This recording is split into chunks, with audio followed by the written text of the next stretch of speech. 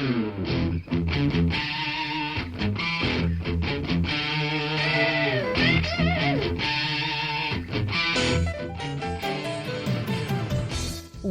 to Thriving Entrepreneur with your host, Steve Kidd, third-generation minister and 30-year business coach. Listen in as amazing, world-changing authors, speakers, and coaches share their struggles and victories. And hear from best-selling authors' insight into how you too can live your life as a thriving entrepreneur. This is Steve. Welcome to Thriving Entrepreneur. Thank you for being here with us today. We appreciate how much time we know that you spend with us, that you spend on you is what's important. You spend the time to nourish, to enrich, to increase yourself so that you can be the best version of you. That's freaking awesome. And I really respect and admire the fact that you take the time to invest in you. And thank you for being here with us today. Today we have some more breakthrough. We have it queued up, ready for you. I've got a couple of amazing best-selling authors that are going to help you go from where you are right now, make that needle point shift, and really be able to break through to the things that you want to do in life. Often we end up tangled up in vines, in weeds of things that are not of our own making.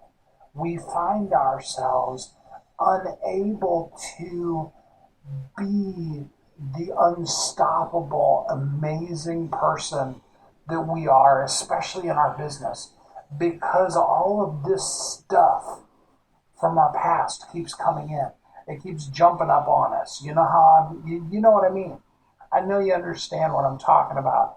And it just gets all up in us. I don't know how else to say it. And really starts creating havoc everywhere in our life. It shows up in our business. We have this amazing potential with our business, and then rather than it, coming through the way that we want it to, we end up in a position where it really, it really does create problems for us. It creates a situation where we have a limit. That's the best way of putting it. It's beyond a limiting belief. It's actually a limit that we can't break through. It's like our own personally assigned glass ceiling to our life, to our business, to our ability to prosper.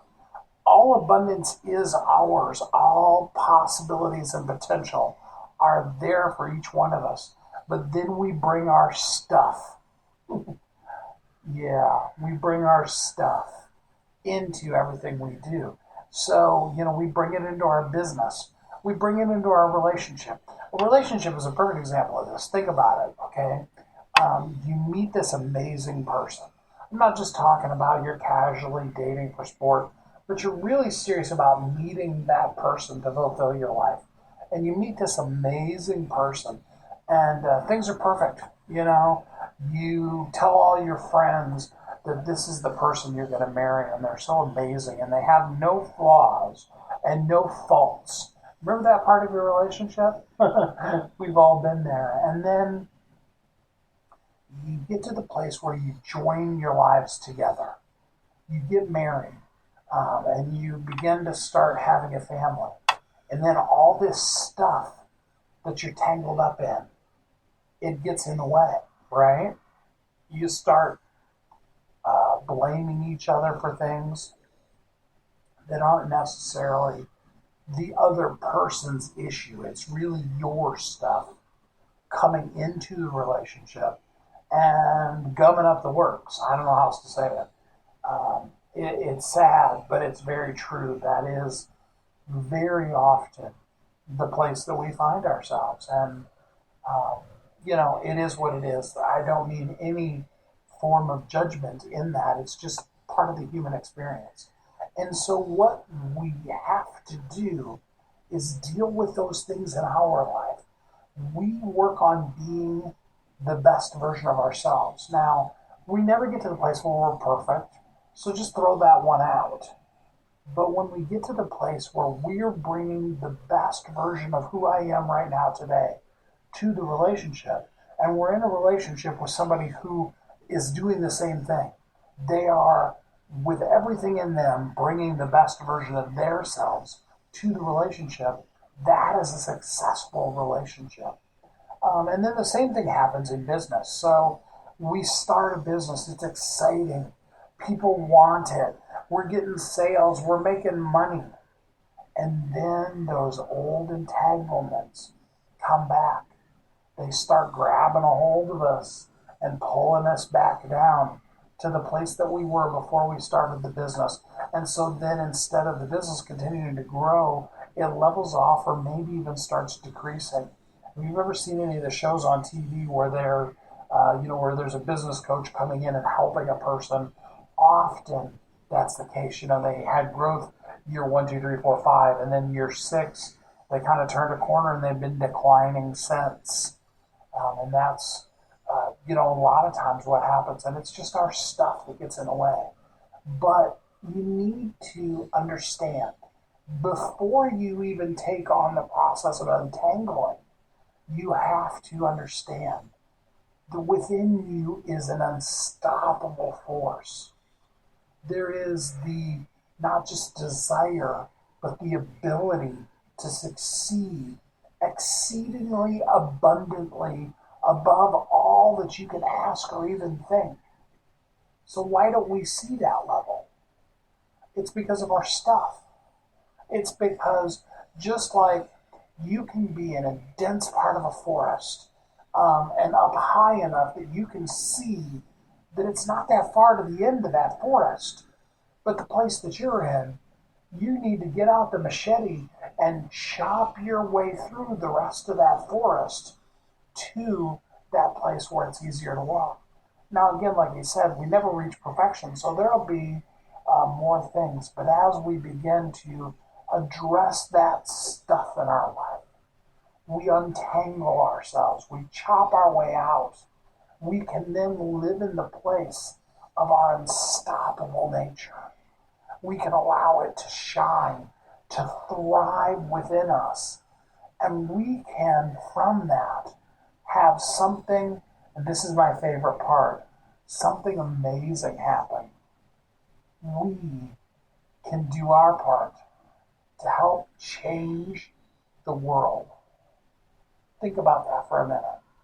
Change the world. You've got that within you. You are a world changer. You are unstoppable. And you now have the ability to take all the chains that so easily bind us and to be able to run full out, unstoppable, full tilt. You ever seen a little kid run? It's fun to watch them because they may not be the most talented runners.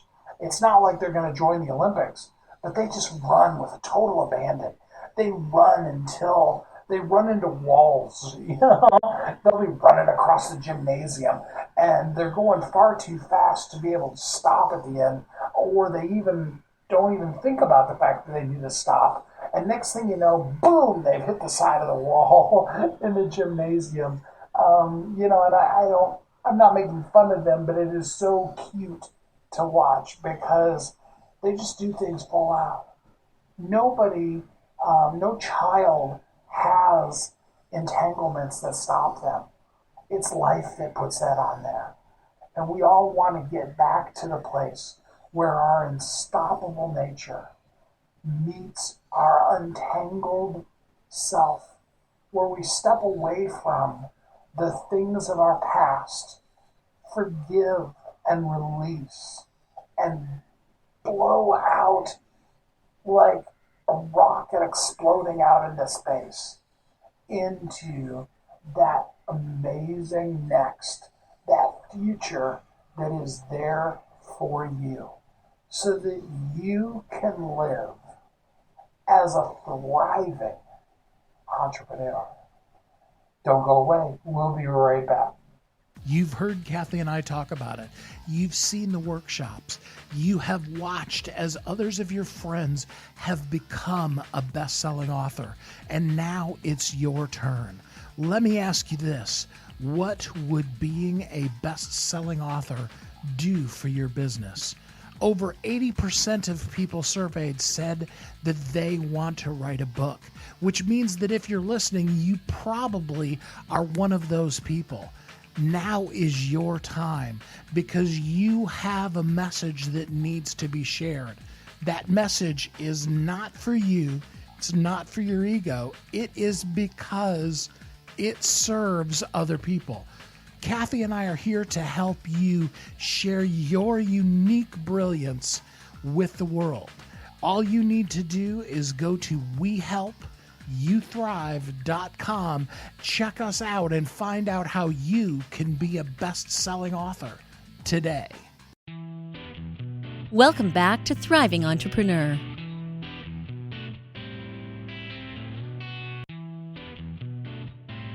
What are the things in life that have you tangled up? What are the kind of things that you feel so caught in that you don't feel like you can hack your way out of them? Well, the good news is that there is definitely a way to get untangled. And no matter how bad it may feel, that there is a way out. And I'm so excited to bring to you today's best-selling author. Her name is Victoria Stubbs. Her book, Untangled, A Black Woman's Journey to Personal, Spiritual, and Sexual Freedom, best-selling book on Amazon. And we're excited to have her here today and talk about her book. Hi, Victoria. How are you today? I'm excited to be on. I'm great. Thank you so much for having me. Awesome. So tell us a little bit about you and where, the background of the book. Right. Well, I'm a professor of social work currently and a therapist, social worker by training. And I went into doing the work of therapy in part because of my story. When I was going through my process, when I was married, it was just really hard for me to find someone who looked like me, someone who really understood what I was going through. And it was always in informal settings. And so just sort of as I was going through that, I felt like I just sort of want to contribute my voice and my perspective to the world, in the sense that I feel like a lot of times, particularly as Black women, we don't share our stories and we don't share our perspectives. And so our voices get lost in the shuffle or just aren't there at all. And it's hard sometimes for us, particularly when we're dealing with sexual identity and things that are often seen as taboo, that we just keep it to ourselves, or things like trauma, our generational trauma. And all of that played a big part in who I am and what I had to untangle myself from. And I just wanted to provide my story so that other folks knew that they weren't alone in their thoughts, their feelings, their struggles. And oftentimes I just got asked questions about sort of how I got to where I am. And so I decided to put it in a book. That makes a lot of sense. And I'm sure it wasn't an easy journey. We talk about it now and the book's all out and all of that, but I know that all that you've gone through has been really tough. What would you say is the greatest revelation that you came to that helped you really begin to untangle yourself? Oh, wow. The greatest revelation, honestly, I think the greatest revelation was that and I talk about this in the book, when I went to see a therapist and I went to talk about myself. And, of course, when you go into therapy, if anyone has gone to therapy, you end up talking about your childhood. And so in talking about my childhood and sort of talking about my mom's life, the revelation was really more of like, there were times that I knew as a child that like things just didn't feel the way I thought they were supposed to feel. I wasn't getting the kind of responses, and I just sort of always had a question mark over situations, etc. And so the biggest revelation was really that my mom's history of trauma had an indirect impact on me, because she was raising me through her experience, if you will, and protecting me from things in life that she had experienced, but as a result was stifling my progress and my development. And that was my biggest revelation, was that like a lot of the things that I was experiencing and feeling, though they were mine, they weren't really mine. Do you know what I mean? I do. And that's really deep, because I think a lot of times we don't understand the stuff that our parents have gone through. Right. We just look at it and go, and then there was this thing that happened in my past, and my mom should have known better. That's right. And I was talking oftentimes in therapy, very sort of matter-of-factly, about things that I had experienced. And it wasn't really until I was sort of forced to sit with the feelings that accompanied those thoughts, and sort of going back to connecting the dots and really understanding that like the things that I was experiencing weren't necessarily typical, that like that had an impact on me. And I hadn't allowed myself to feel the impact. I just experienced it, but I didn't feel it. And that really started the process. Now, that's a really tough one, because I've heard a lot of people talk about, you really got to give yourself time to feel and deal with it. Can you give us some secrets? How do you really let yourself feel something like that? Yeah, that's a good question.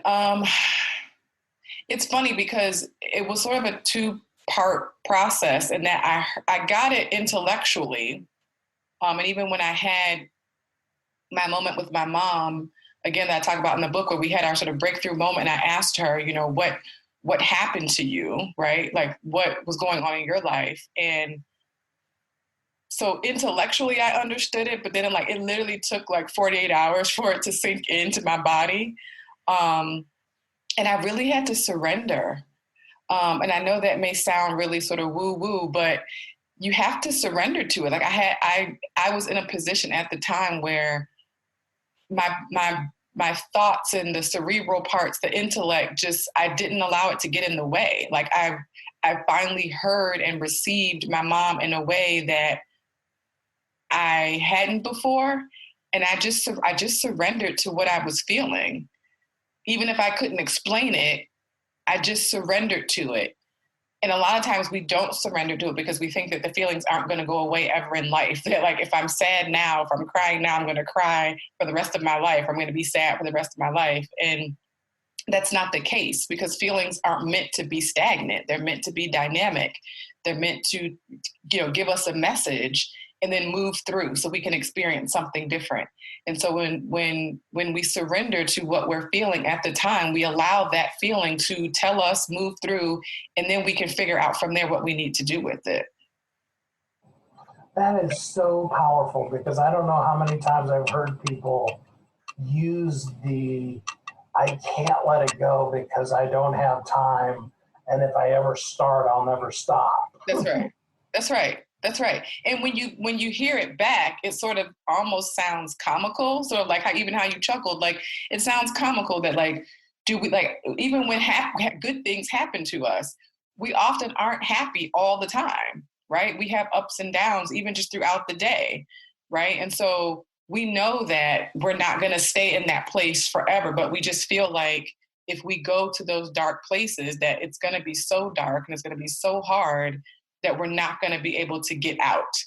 And that's generally not the case. However, coupled with that is that we also don't want to do it alone, right? And so we usually feel like, I don't want to have to carry that burden by myself, but I may be too ashamed or embarrassed to tell anybody that this is what I'm feeling, this is what I'm going through. Or maybe I was taught not to share, not to air our dirty laundry, et cetera, which is the other reason why I wrote the book, was that this is not about dirty laundry. This is just about my life. Right. And so this is just about, this is what I went through. This is what was going on for me. And so being able to talk about it in that way and being able to talk to safe people helps us to not feel like we're carrying it by ourselves. It's interesting how everybody feels like they're totally alone. Right. Standing in a crowd of people who also feel like they're totally alone. That's right. It's right, because when I was going through, and my journey, and again, like I talk about in the book, I was used to spending time by myself. I was used to being in my head. I was used to, even though I had friends, I was social, all that, but I kept a lot of things to myself because I wasn't, trained, if you will, to just be open and sharing about private issues, private matters. So I often felt like, you're exactly right, like I'm the only one that's dealing with this. Like no one would understand me. Like people would probably think I was crazy if I shared, the thoughts that I have, et cetera. And then once I actually started sharing and looking, I was like, there's a bunch of people, including some of my friends even, share, intimate things with me that I was just like, they too felt like the same way. Like I'm the only one who must feel this way or think this, et cetera. And so we just keep it inside. So how do you identify, because you used really good words, you said safe places, safe people. How do you identify the kind of people that you can talk to versus people that are just going to make it worse? Right. Yeah, and that's sometimes that can be tricky because sometimes you don't always necessarily know. And so sometimes it may be obvious where if you have, deep relationships, like for example, for me, like I had deep friendships, and I felt, even though I was nervous and scared, I felt comfortable enough with them to dip my toe in and say, hey, here's what I'm going through. And so sometimes you just have to trust that the people that you feel closest to, and sort of, give a little bit to sort of, and then be discerning to sort of see how they receive that. And so you do have to sort of feel it out a little bit, because you can sometimes share with someone and it not be safe. And it's usually not safe because it's their stuff, right? It's the other person who can't handle what you're sharing because of their own shame or embarrassment or phobias, et cetera. So it can be a little bit tricky. But usually, you can always go to a therapist, and find a therapist who you can build a relationship with. But yeah, it's really just about relationship and being discerning, because you generally know, like you usually have a sense, and that's part of the trust that we have to develop in ourselves too, of like paying attention to like this. I know this person feels safe to me, right? This person feels like someone that I can talk to and share with. And like you said, like I said, you may not want to start with everything, right? But you may just want to dip your toe in and sort of see how you're received, and then pay attention to how that feels and how that person is responding to you.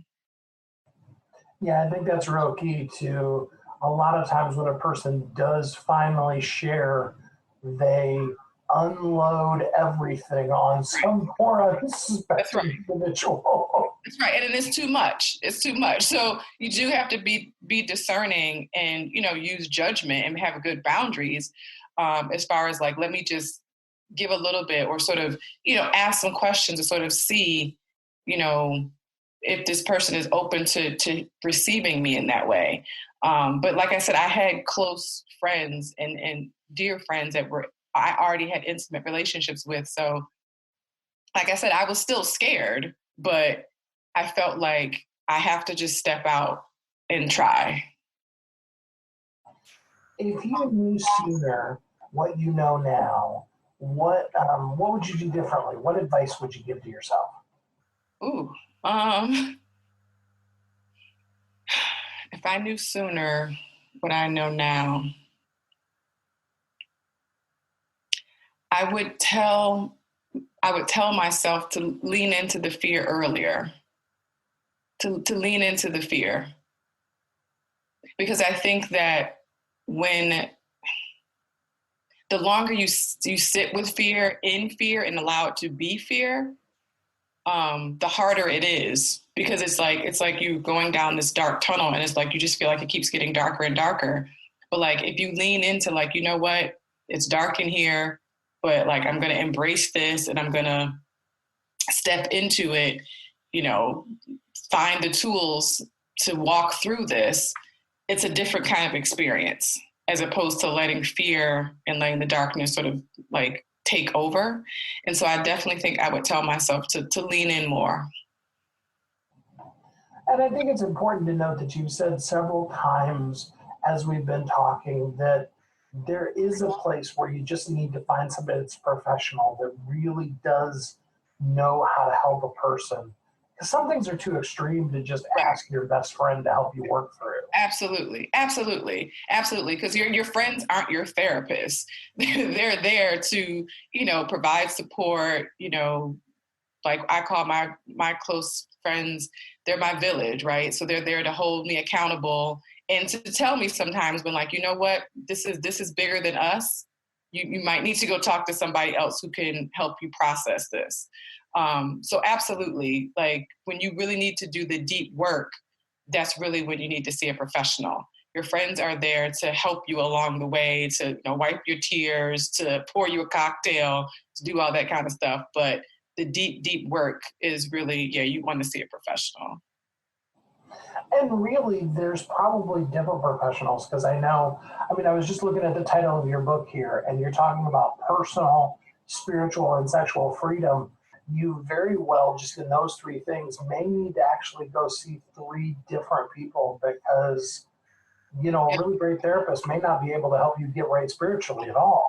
You're absolutely right. And I've seen multiple therapists along the way, one of which was a much more spiritual. I've seen a couple that had a much more spiritual perspective.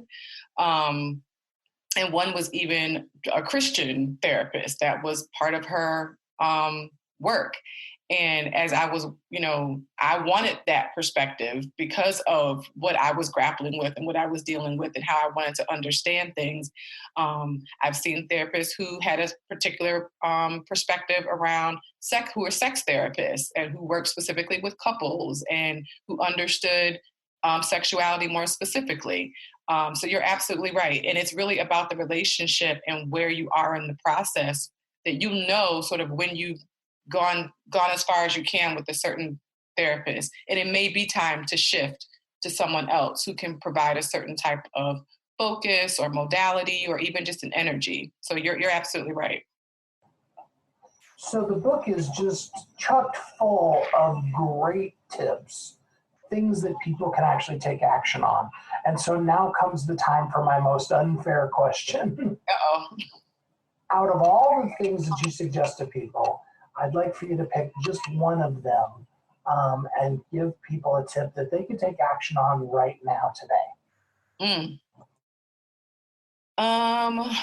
Wow. I guess I have a two-part, that is an unfair question. I think I have a two-part answer. Because I think this book is really speaking to sexual identity. So there's that piece, right? And so I know that there are a lot of women who struggle with that and sort of what to do, whether they should stay in relationships, whether they should leave relationships, how they should be, et cetera. And so I think my biggest piece, if I'm speaking directly to them, is to know that you have options. Because I think that a lot of times and I know this to be true for myself, I know this to be true for the clients that I've worked with and just the women that I've encountered along the way, that when you don't know that you have options, you feel stuck. And you feel like, okay, well, I guess I just have to put that part of me aside, right? And sort of not be my full self. And so to know that there are options, there are ways to configure relationships, there are ways to figure out how to be in whatever way you want to be, whether that's in your relationship, single, etc. So there are options. That would be the first piece, because that's really what the telling of my story was really about me figuring out that there were options, that like, okay, as a human, as a woman, as an adult, that like I don't have to define my life based upon how my mom lived her life or didn't live her life, right? And so we oftentimes get stuck in living our life based upon how we saw other people live, and it just may not fit for us. So that would be, I think actually, as I'm saying, that would be the major takeaway, is to know that when you're getting untangled, that it's about figuring yourself out and figuring out what works best for you, whether that's your sexual identity, whether that's your job, whether that's where you're going to live, whether that's your career. It's how you're going to, whatever, how you're going to identify. It's really about figuring out what works for you, who you are innately. Right. And so oftentimes that gets drowned out by the trauma, that gets drowned out by the stories that we tell ourselves, the story that other people tell us. It gets drowned out by all of that stuff. So when we can step back and really sort of sit in our own truth, then we can start to see the options that we have for our life. I love it. The book is called Untangled, A Black Woman's Journey to Personal, Spiritual, and Sexual Freedom by Victoria D. Stubbs. Victoria, thank you so much for spending time with us today. If people want to go deeper with you, besides, of course, getting the book, what else could they do to contact you? Yeah, they could contact me. My email address is swktherapy@gmail.com, and on Instagram as the Foodie Therapist, and on Facebook, Victoria D. Stubbs. Perfect. Thanks so much for spending some time with us today, Victoria.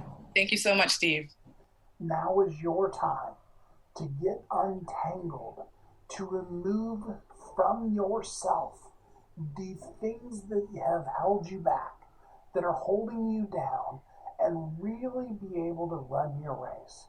I hope you will be able to do that, because what I want for you more than anything else is to live as a thriving entrepreneur. Don't go away. We'll be right back. You've heard Kathy and I talk about it. You've seen the workshops. You have watched as others of your friends have become a best-selling author. And now it's your turn. Let me ask you this. What would being a best-selling author do for your business? Over 80% of people surveyed said that they want to write a book, which means that if you're listening, you probably are one of those people. Now is your time, because you have a message that needs to be shared. That message is not for you. It's not for your ego. It is because it serves other people. Kathy and I are here to help you share your unique brilliance with the world. All you need to do is go to WeHelpYouThrive.com, check us out, and find out how you can be a best-selling author today. Welcome back to Thriving Entrepreneur. This is Steve. Welcome back. Thanks for listening to Thriving Entrepreneur.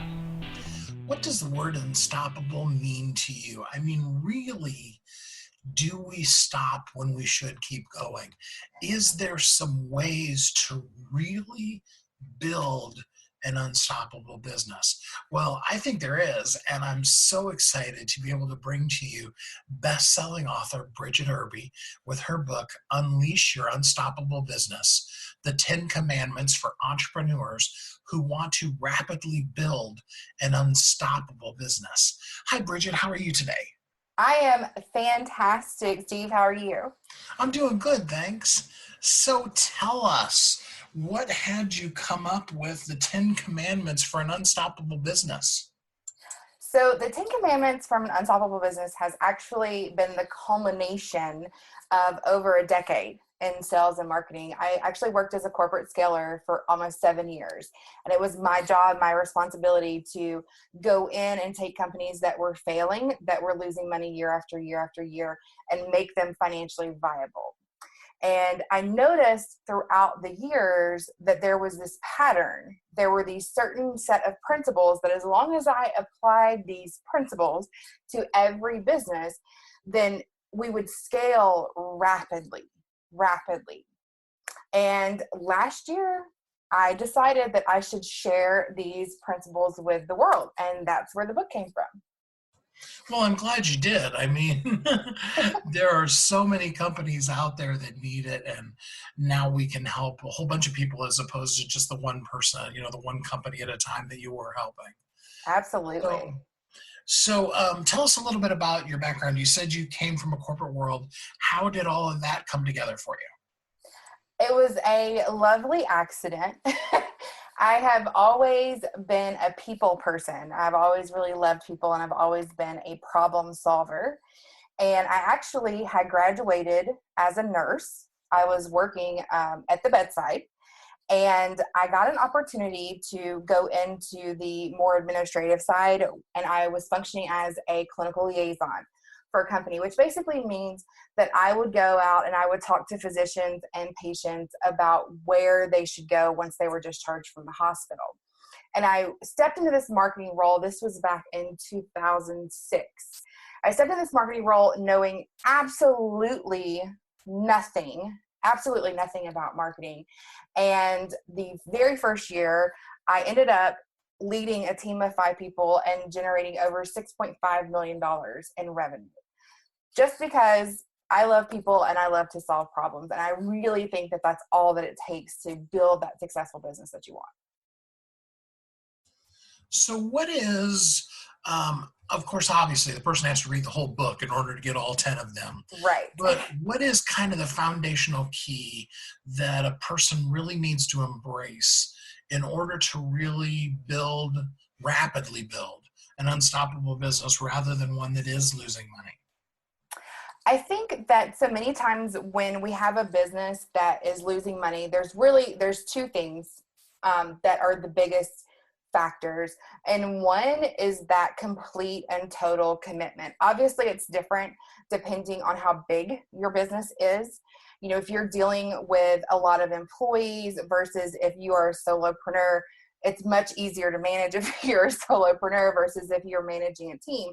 But being able to have a group of people who are really committed to the success and who believe in the success is going to dictate whether you succeed or fail. If you have someone on your team that is not going all in, they are just an anchor, right? They're going to hold you back and hold you back and hold you back. So being able to commit and to go all in and know I'm going to make this work regardless of what happens or regardless of what things look like right now. I'm going to continue to behave in a way that tells myself and the world that this business is going to be successful and we're going to turn it around. There's so much power in that belief. When you have that belief in yourself, you project that to the world, because if you don't believe it and your employees don't believe it, no one else is going to believe it either. And then the second thing I would say is to get really, really clear on what your goals are and what your opportunities are. A lot of the companies that I've worked with know that they want to increase their revenue, but what does that mean? How much do you want to increase your revenue? And what would that look like? So being ultra specific with your goals and knowing exactly where you want to go both 30 days from now, 90 days from now, and a year from now will allow you to see that clear plan of how you can get there and then implement that plan and get the feedback that you need so that you know if your plan is working. So that would be the 2 things that really are the foundation, absolutely critical. You said a couple of really powerful things there that I'd like to kind of tag back to. The number one thing that came to my mind was you were talking about people that are an anchor in your business. And that's so tough because if you're a small business, a small team, you have a small crew, you get pretty personal with the person. So how do you quicker, sooner, faster identify that person isn't rowing the oar like everybody else is and really get rid of them when you really like them and they're close to you? That is an awesome question. I think that's something that we all deal with. I will tell you, my motto is slow to hire, quick to fire. And everybody who comes into my team knows what the expectation is, and they know how hard and how fast we play. And I make sure that they know that going in. And so that there are no surprises, right, in the future. So much of the success or failure of your team comes from the top, and it comes from the expectation that is set immediately as people come on board. So if I am moving at a certain rate, if I am moving at a certain speed, someone is going to know within their 90-day probationary period if they're going to be able to keep up with me. And if they cannot keep up with me and my team, they're not going to be a good fit. So I let everyone know going in, I'm slow to hire and quick to fire. And that ultimately our clients and our customers are my number one concern, and they're our number one concern as a team. And we protect each other, obviously. I want my employees to have a good working environment. And in order to do that, we have to make our clients and our customers number one. So I think setting that expectation and then holding people accountable to that expectation and never wavering from it. If you have certain deadlines for things, certain expectations, certain behaviors you want in your office, whatever it is, you have to hold people accountable. And as the leader, if you allow things to deviate, to go down another road, then you've set that expectation, because ultimately you teach people how to treat you, you teach them how to behave around you, you teach them how to behave in your business. So I think setting those expectations early on in the beginning, and then holding people accountable to those as we go throughout, as they journey on through your company, our employees are able to move up very rapidly, because we're a rapidly growing business, and they know that. So they know that there's a ton of opportunity there, and the right people are going to see that opportunity, and they're going to hang tight to it. And the other people, honestly, a lot of times they take care of themselves. They end up quitting because they'll come into work every day and they'll feel inadequate. And so ultimately they'll end up leaving on their own. And if they don't, they know what's going to happen. So the 10 principles, the 10 commandments, not just principles, but commandments. I love that word. The 10 commandments, are they universal? I mean, like, no matter Absolutely. what your business is, you can do them? Absolutely. They're absolutely universal. Absolutely. Okay, so what do you say then to the person who says, yes, but you don't understand my business. These 10 commandments won't work for me because I have something unique and special. What would you say to them? I would say that they have missed out on the foundation that you commit and you go all in on your business, and that they're, for lack of a better way of saying it, full of excuses. And as long as they are full of excuses, their business isn't going to be where they want it to be. So the way that these commandments are just the foundation of business development and marketing. So obviously there are going to be other things that are going to be different for, e-commerce, if you're looking to, scale products or whatever. These are general overall behavior rules for a leader in a business, and they're going to work for everyone. And if someone says, oh, well, my business is different, I'm willing to bet that they've said, oh, well, my business is different on every other revenue producing, profit generating activity that has come their way. And that's what's holding them back, is their own thought process. Pointed, but so true. I like it. All right, so let's talk about the word rapidly. There has to be a key to rapidly building rather than just building. So what's the secret to that? The secret is the individual. It is going all in, and it's really learning how to get out of your own way. Just like the example that you gave of someone who says, oh, well, my business is different. That's someone who is absolutely entirely all in their own way. And I'll give you an example. I had a phone call. This was last week with someone who was really at the point where they were just fed up in their business. They were not making the money that they wanted to make, and they were really, really ready to make this change. And I had a 45-minute phone call with this person. And then 2 weeks later, got a message from them. This happened yesterday, that I got a message from them. And they told me that they had generated more revenue since our phone call than they had in the last 4 months combined. So the information and how to grow your business and how to be successful is all around us, but you're not going to be able to receive it. You're not going to be able to take it and implement it into your business until you're ready. And so much of what this book is about preparing and getting yourself ready so that you can really implement the strategy and the tactics that are going to grow your business. There's a foundational principle. There are a set of foundational principles that if you understand that and you begin to behave in that way, then you can identify the right strategy for growth in your business. You can identify the right tactics for growth in your business. But until you do that, it doesn't matter what you want to do. If you want to use webinars to grow your business, if you want to use Facebook ads, if you want to do any other form of digital media, if you want to do speak to sell, if you want to do networking, whatever it is, if you want to do that, that's great. But until you understand these foundational principles, none of that is going to work. Absolutely none of it. So let's give them just a little taste. This is always such an unfair question because it makes you have to pick a favorite. But of the 10 commandments, give us an idea what one of them is and how that would work for us. Oh, so my absolute favorite is commandment number 8. And that is choosing the right strategy for your business.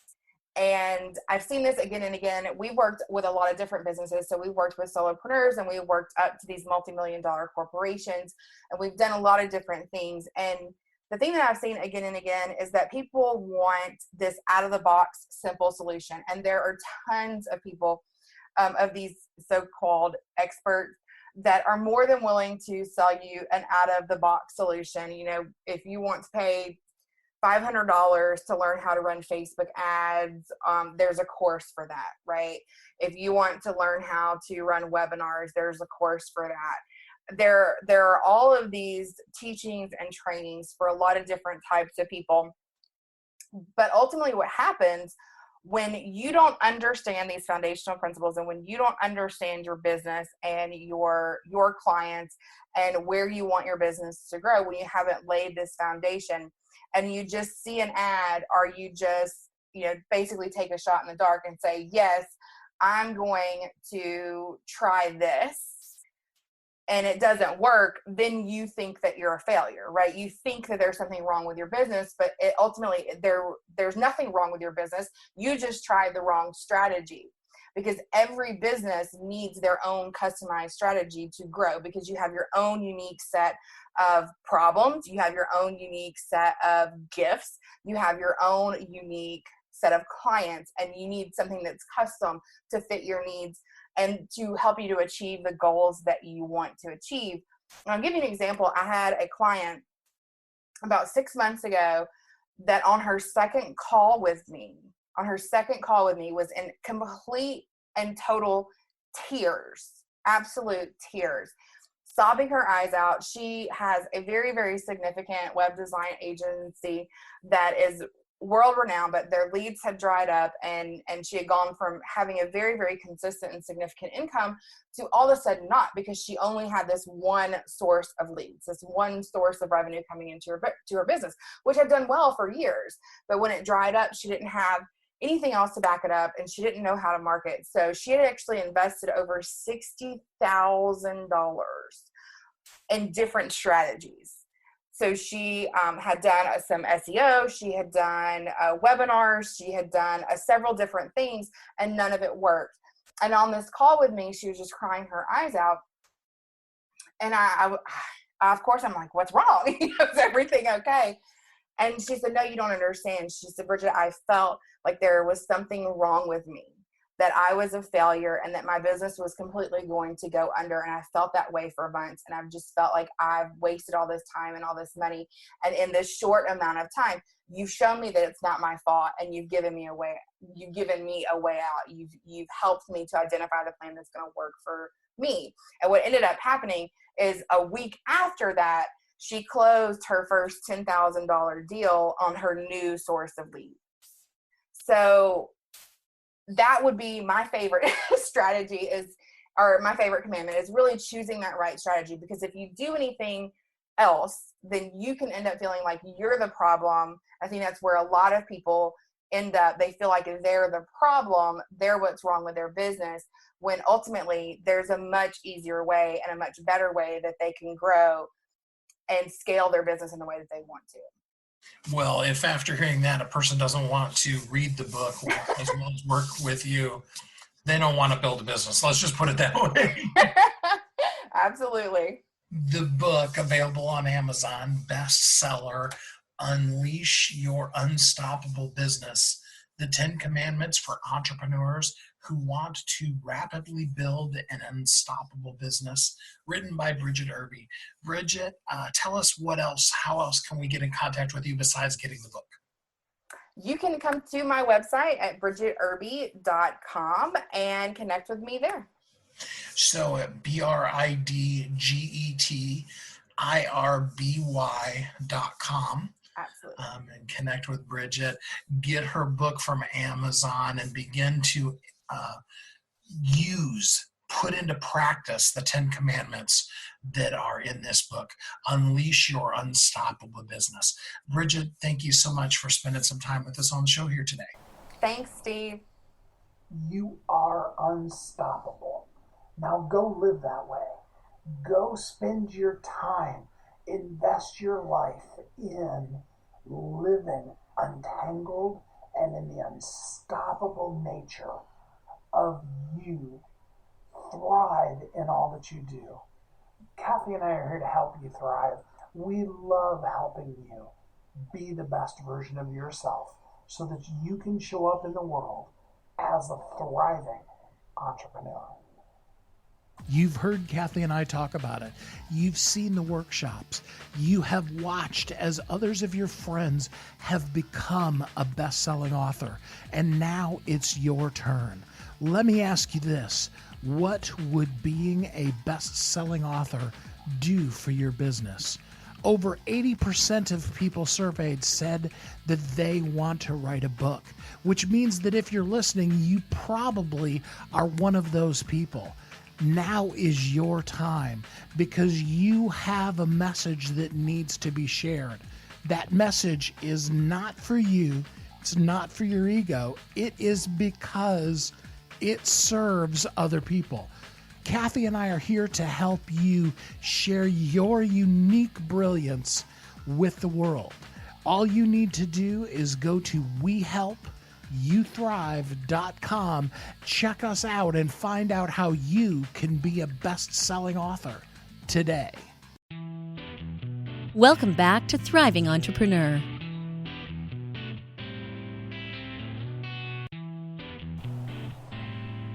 This is Steve.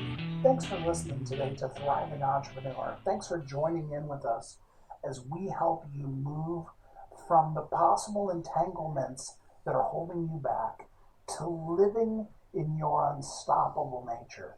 There's a reason why it's so important for you to throw off all of those shackles and to live truly unstoppable. And here's why. Because you are the only you that this world is ever going to get. People's DNA are individual and unique to the point where we can distinguish between one person and another definitively.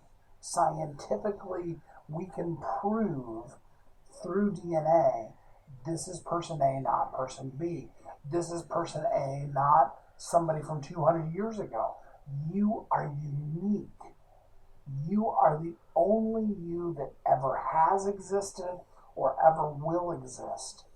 And we, all of us, have the ability and the opportunity to live as our best self and to make the difference that only we can make in the world. That's both awesome and awe-inspiring at the same time. And I don't want to put pressure onto you. I know life can come at you and you can feel like just a whole bunch of things are just attacking you. And I don't want to be that. But I do want to be the person in your life that says to you, you can do it. You have the capability. You are amazing. And now's your time to go out, to shine, to thrive, to get it done, to make the world a better place because you're in it. And that's really what I'd love to see happen for you today, is that you will begin to look at your own life and be like, I'm kind of tangled up in some of these things. And here are the entanglements that I'm going to begin to get rid of. It's a process. It's okay.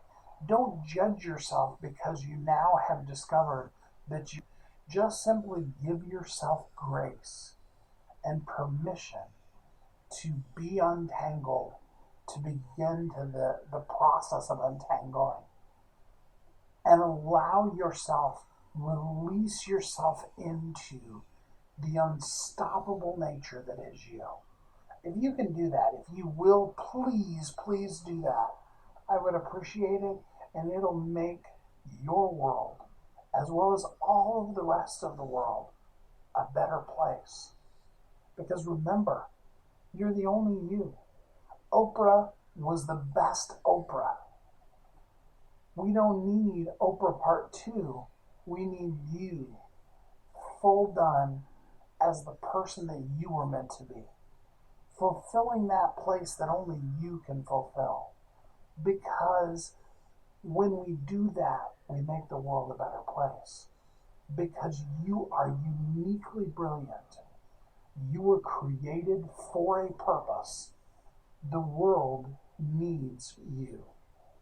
We really would love to see you share what you know so far, tangled as you may be, living with the barriers that all of us have, but doing what you can do now to share what you've learned so far with the world. If you will do that, there is somebody 5 steps, 10 steps behind you, somebody that may be right this minute on Google searching for the thing that you have the answer for. And now's your time to share it. It starts simply by joining us at Bestsellers Guild. You can go to bestsellersguild.com or go on to Facebook and type in Bestsellers Guild. Either way, it's a free group. We want to have you with us, making the difference that each one of us can make as we share our message with the world. While you're sharing that message, let's get it written down so that both now and for generations to come, people can hear that message. And as long as you're going to write a book, why not make it a bestseller? So join us at bestsellersguild.com, and that will take you to the free Facebook group, and we can help you begin to share your message with the world too, so that you can live as a thriving entrepreneur. Kathy and I are here to help you make a needlepoint shift every day to live your life as a thriving entrepreneur. Until next time, have a great week. Thanks for listening to Thriving Entrepreneur today. If you want to get your question answered, send an email to questions@wehelpyouthrive.com. We look forward to you joining us again next time. You've heard Kathy and I talk about it. You've seen the workshops. You have watched as others of your friends have become a best-selling author. And now it's your turn. Let me ask you this. What would being a best-selling author do for your business? Over 80% of people surveyed said that they want to write a book, which means that if you're listening, you probably are one of those people. Now is your time because you have a message that needs to be shared. That message is not for you. It's not for your ego. It is because it serves other people. Kathy and I are here to help you share your unique brilliance with the world. All you need to do is go to WeHelpYouThrive.com, check us out, and find out how you can be a best-selling author today.